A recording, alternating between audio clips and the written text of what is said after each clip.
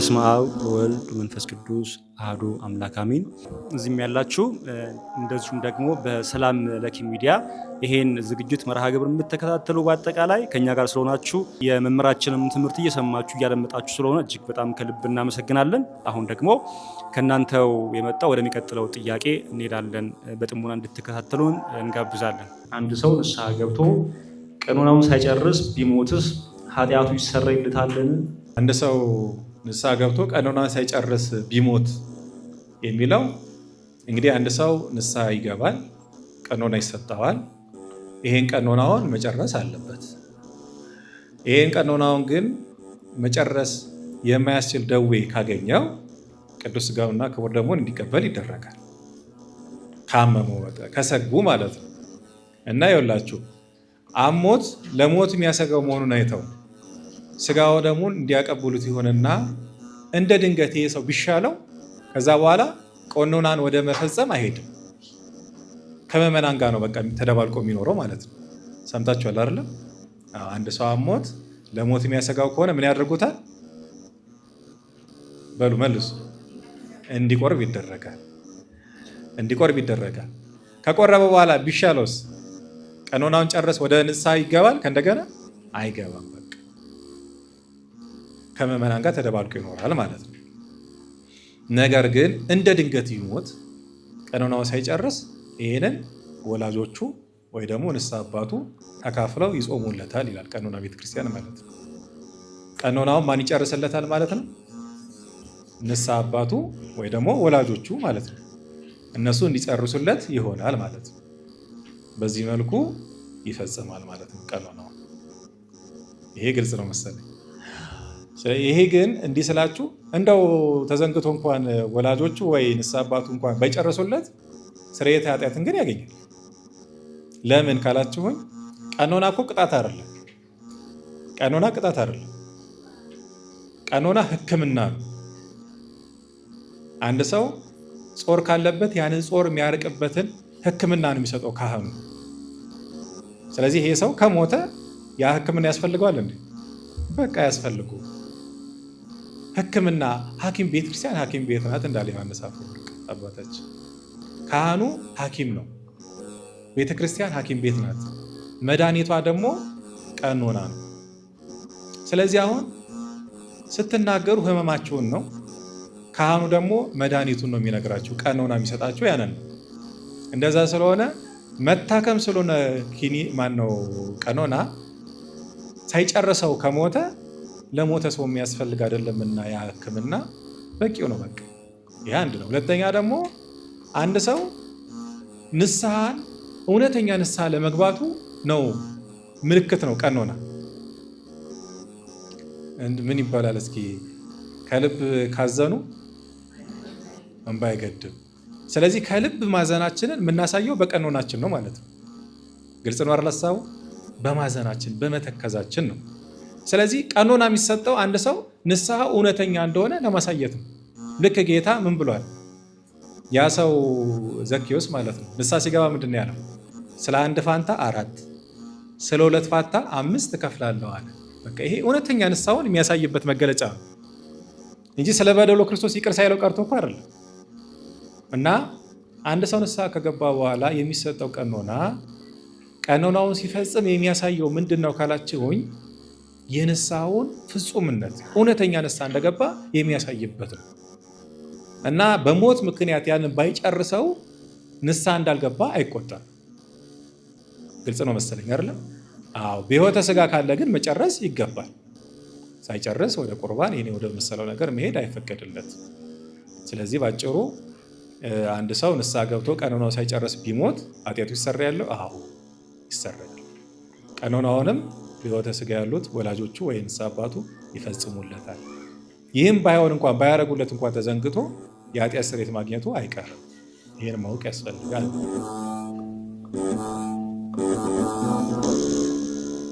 ንስሐ ከገባው በኋላ ቅዱስ ቁርባን እስክቀበል ባለው ኃጢአት ብሰራ ምን ማድረግ አለብኝ?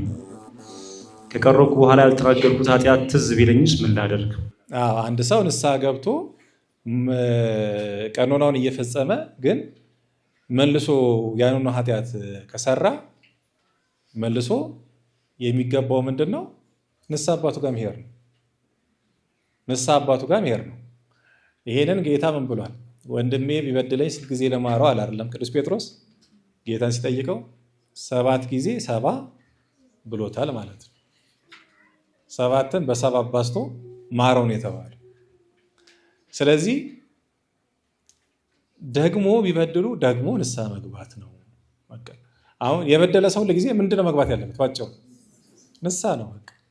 ስለዚህ አሁን አንድ ሰው ንስሐ ከገባ በኋላ እንግዲህ አሁን ቀለል ያደረኩት ደግሞ እንዳይመስላችሁ፣ አንድ ሰው ንስሐ ገብቶ ቀኖናውን እየፈጸመ የሚበድል ከሆነ ገና ነው ማለት ነው። ንስሐው ገና ነው ማለት ነው። ወይንም ቀኖናውን በሚገባ መልኩ እየፈጸሙ አይደለም ማለት ነው። ዝም ብሎ ነው ለአፍ ነው ንስሐ የገባው ማለት ነው። ያው ቀደም እኮ ብያቸዋለሁ፣ የፍጹም ንስሐው ምልክት ነው ቀኖና ብያቸዋለሁ። ስለዚህ ትክክል አድርጎ ሳይዝል ጠብቆ የሚፈጽመው ከሆነ ይፈጽመዋል። እና ግን እንዳልኳችሁ ቀኖናውን እንኳን እንደ ድንገት ቢሰናከል፣ ፈተናም ስለሚበዛ በዛ ወቅት ቀኖናውን ቢሰናከል መልሶ ንስሐ አባቱ ጋር መሄድ ነው። ሌላ ምንም እንትን የለው። ንስሐ አባቱ ጋር ይሄዳል። ከዛ በኋላ ቀኖናውን ይፈጽማል ማለት ነው። ይሄ ነው፣ ሌላ እንትን የለውም።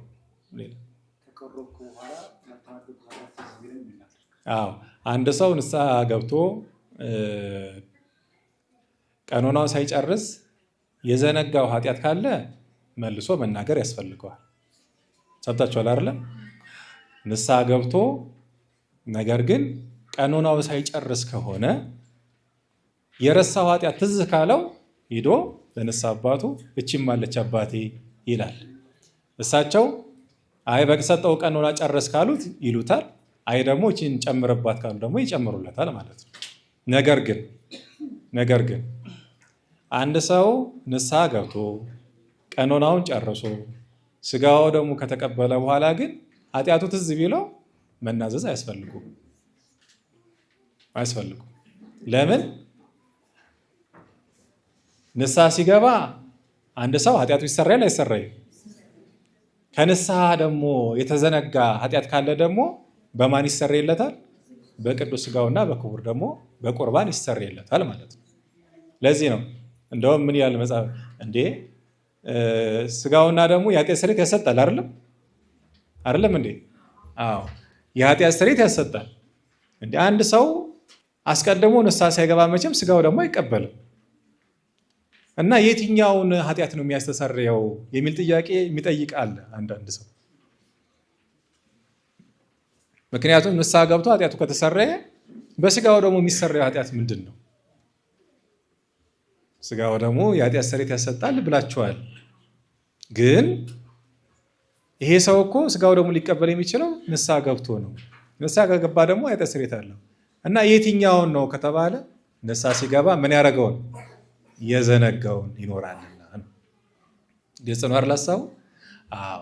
ስለዚህ እንደሚታወቀው ስጋውና ደግሞ የሚስጥራት ሁሉ መክብባቸው ነው። ጥምቀት የሚስጥራት በር ነው። ቅዱስ ስጋውና ክቡር ደግሞ መክብብ ነው። ይሄ ማለት ሚስጥረ ክህነት ለሚፈጸምለት ሰው መክብቡ ስጋው ደግሞ መቀበል ነው። ጥምቀትም ለሚጠመቅ ሰው መክብቡ ምንድን ነው? መዳረሻው ማለት ነው። ስጋው ደግሞ ንስሐም የገባ ሰው ሄዶ ምንድን ነው የሚያደርገው? ቁርባን ነው። ቀንዲል የተፈጸመለት ሰው ቁርባን ነው። ተክሊል የተፈጸመለት ሰው ቁርባን ነው። የሚያጸናለት ሁሉ ነው። ስለዚህ ጥምቀት በር ነው፣ ስጋው ደግሞ መክብባቸው ነው። የሚስጥራት ሁሉ መክብብ ቅዱስ ስጋውና ክቡር ደሙ ነው እና በእነዚህ ሚስጥራት ሁሉ ፍጹማን የሚያደርጋቸው ቅዱስ ስጋውና ክቡር ደሙ ነው እና እንደዛ ስለሆነ በስጋው ደግሞ የማይሰረይ ኃጢአት የለም። ለዚህ ነው አባቶቻችን ሴጣን የሸመቀው መንፈስ ቅዱስ ያወቀውን እግዚአብሔር ይፍታህ ይባላል አይደለም? አዎ። ሴጣን የሰወረብን ኃጢአት ይኖራል። ያንን መንፈስ ቅዱስ ያውቀዋል። እግዚአብሔር ይፍታህ የሚሉት ለዛ ነው ማለት ነው። እና በስጋው ደግሞ ከቀረቡ በኋላ ከስጋው ደግሞ በፊት ያለን በደል ረስቻታለሁ ብሎ በቃ ጨርሳችኋል ማለት ነው። አሁን ይህ ሲባል የረሳችሁትን ነው። እሺ፣ አዎ። ደግሞ እንትን እንዳትሉ፣ ለስንፍናችሁ ብርታት እንዳታደርጉ። የሆነ ኃጢአት ሳትናዘዙ ቆይታችሁ ረስቸው ነው እንደዚህ የለም። ትምህርታችን ምንድን ነው? የረሳችሁት ካለ ግልጽ ነው መሰለኝ። አዎ የረሳችሁት ካለ ነው። እና እንደዛ ስለሆነ በዚህ መልኩ ማየት ነው ማለት ነው።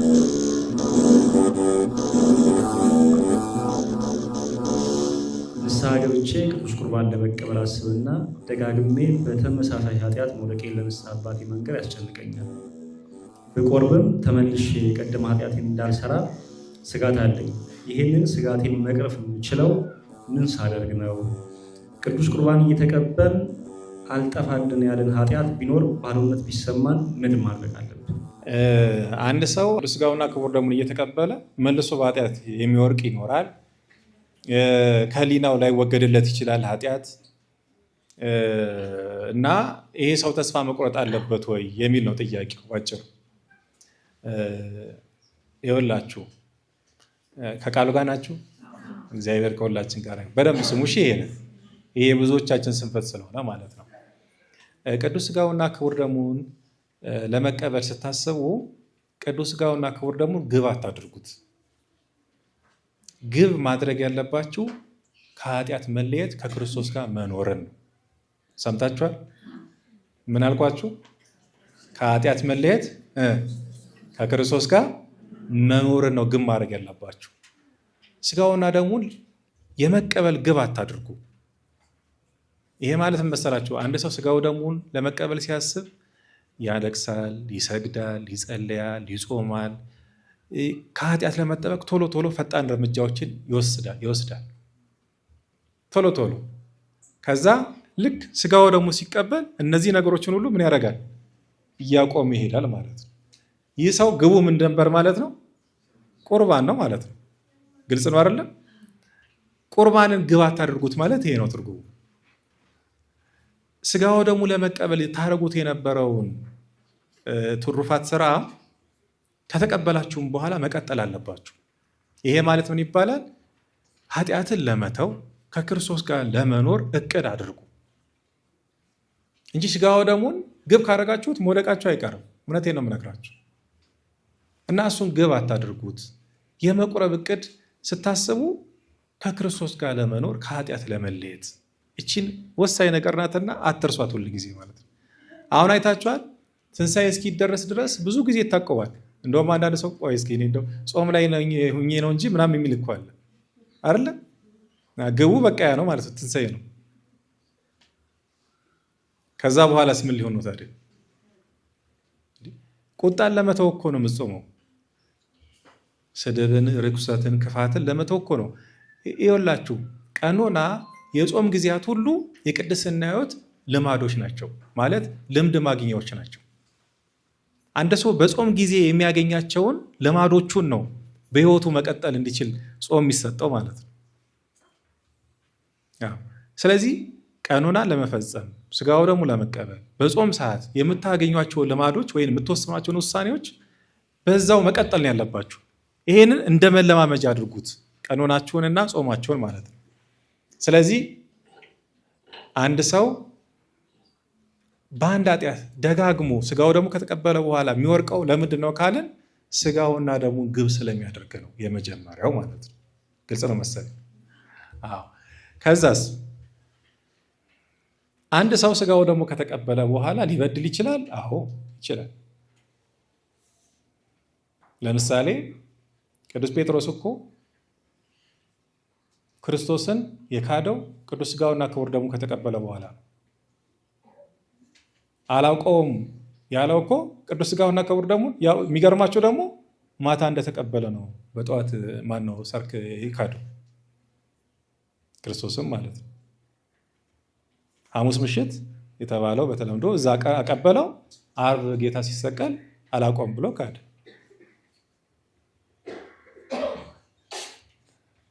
ስለዚህ አንድ ሰው ስጋው ደሙ ከተቀበለ በኋላ ወዲያውኑ ፍጹም አይሆንም። እንዴት ስጋው ደሙ እየተቀበልኩ ከርኩሰት ኃጢአት ከክፉ ሕሊና መራቅ አልችልም ካለ አንድ ሰው ስጋው ደሙ ፀሐይ ነው፣ ስጋው ደሙ እሳት ነው። እሳት ፀሐይ ቀስ እያሉ ነው የሚያሞቁት።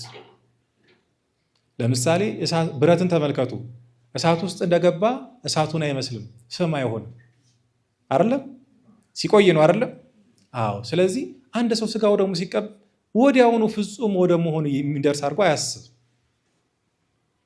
የክርስቶስ ፍቅሩ ትኩሳቱ መንፈሳዊ ውየት ሙቀት እስኪዋሃደው ድረስ ሊበድል ይችላል። ይኸው ጴጥሮስ ስጋውና ደግሞ ተቀበለ፣ በደለ። ጸጋ መንፈስ ቅዱስ ከወረደላቸው በኋላ ግን የመንፈስ ቅዱስ እሳት ሙቀት ውስጥ ከገባ በኋላ ግን ከዛ በኋላ ለእነዚህ ቅዱሳን ርኩሰት አልተነገረላቸውም፣ ብቃት እንጂ ፍጹምነት ብቃት እንጂ ርኩሰት አልተነገረባቸው። በጽድቃቸው ርኩሰት አልገቡም። ስለዚህ ያ ደረጃ እስክደርሱ ድረስ መበደል መሰናከል አለ። ይሄ የምነግራችሁ ከቁርባን በኋላ መበደል ችግር የለውም እያልኳቸው አይደለም። ተስፋ አትቁረጡ ነው። ግልጽ ነው አይደል ሀሳቡ? አዎ። ይኸውላችሁ የእግዚአብሔርን ቃል ዳዊት ምን ይለዋል? 7 ጊዜ እሳት ውስጥ ተፈትኖ እንደሚነጻ እንደ ወርቅ ነው ቃል እግዚአብሔር ቃል ንጹህ ይለዋል። የእግዚአብሔር ቃል ንጹህ ነው። እንዴት? 7 ጊዜ እሳት ውስጥ ገብቶ እንደተፈተነ ወርቅ። ይኸውላችሁ እግዚአብሔር ልክ እንደ አንጥረኛ ነው። አንጥረኛ ምን ያደርጋል መሰላችሁ? ወርቅ ከአፈር ውስጥ ነው የሚገኘው አላችሁ አይደል? እግዚአብሔር ከሁላችን ጋር ይሁን። ያንን ከአፈር ያገኘውን ወርቅ ምን ያደርገዋል? እሳት ውስጥ ይከተዋል። አንጥረኛ ማለት ነው። እሳት ውስጥ ይከተውና ምን ያደርጋል መሰላችሁ? ወደ እሳት ውስጥ ወዳለው ወርቅ ፊቱን ቀረብ ብሎ ያያል።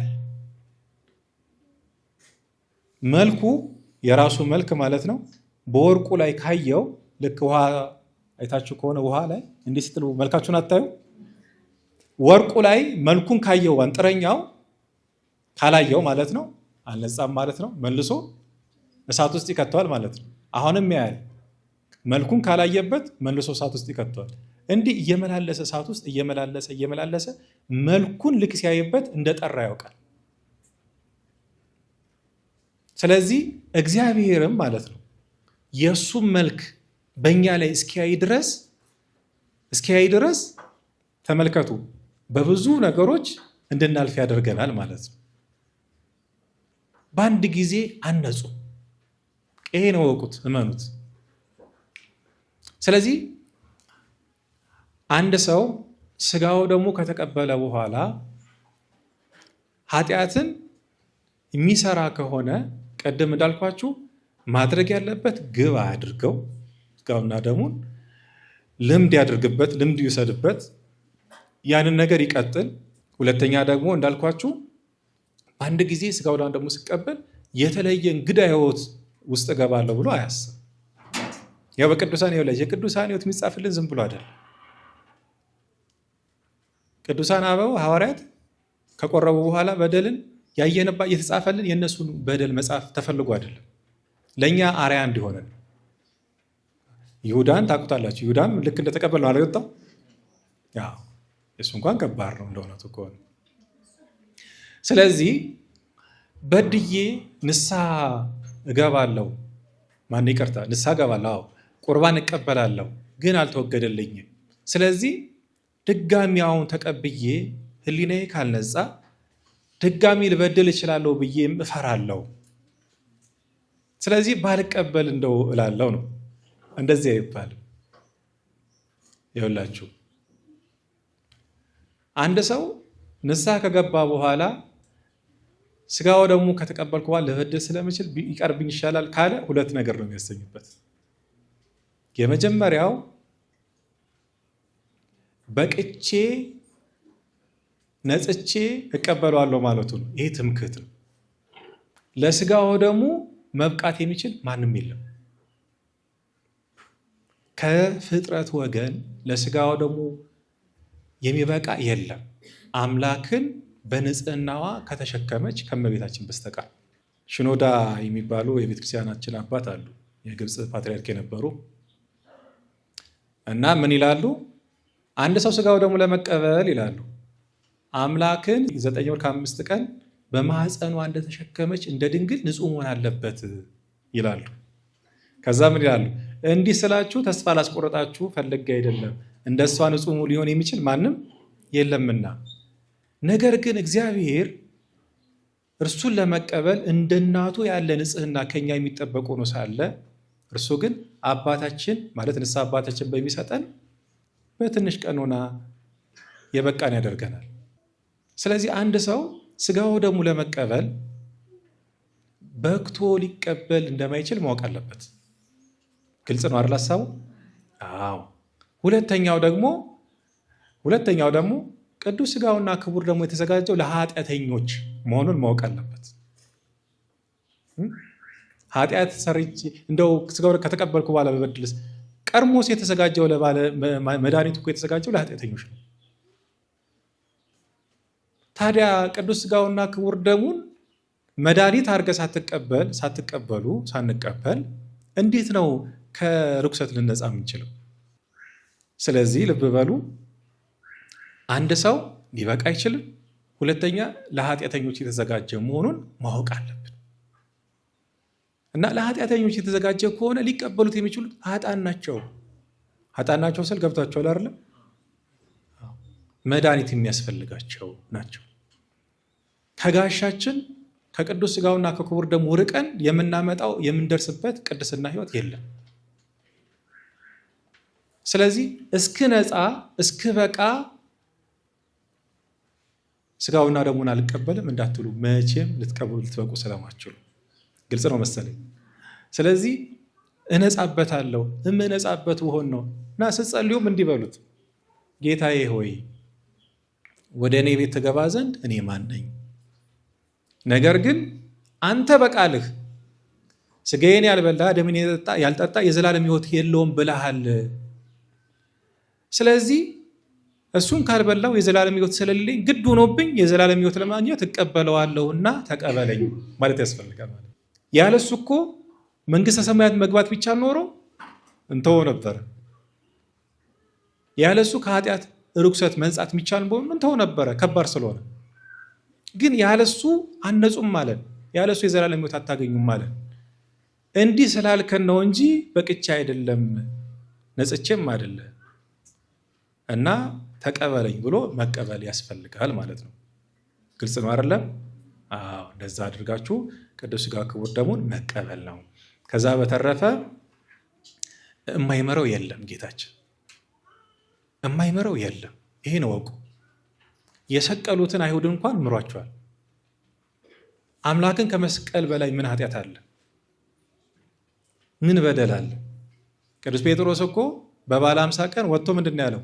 የሰቀሉት ተሰበሰቡ፣ ደግሞ እነዚህ በጠዋት ሰከሩ ብሎ ተናገሩ፣ ሐዋርያትን ሰደቡ። ከዛ ቅዱስ ጴጥሮስ አይ እኛስ እናንተ እንደምትሉ ሰክረን ጠጥተን አይደለም፣ ሰዓቱም 3 ሰዓት ነው። ነገር ግን እናንተ የካዳችሁት የሰቀላችሁት እሱ ሀብቱን ሰጥቶን ነው እያለ ነገራቸው። እነዚህ የሰቀሉት መጨረሻ ላይ ልባቸው ተነክቶ ምን አሉ? ምን እናድርግ አሉት? ንስሐ ግቡ ኃጢአታችሁ ይሰረይ ዘንድ በኢየሱስ ክርስቶስም ተጠመቁ አላቸው። አያችሁ፣ የሰቀሉት የኃጢአት ስርየት ያገኛሉ። አምላክን ከመስቀል በላይ ኃጢአት የለም። ዛሬም ቢሆን እግዚአብሔር ልጄ ብሎ ወደኛ ሊቀርብ ሲል ኃጢአትን መስራት ለሱ ሐሞትን ማጠጣት ነው። ልክ ሐሞት እንዳጠጡት ማድረግ ነው። ቢሆንም ግን ይህ ርኩሰት ይህ በደል በእግዚአብሔር ዘንድ ምሕረት አለው።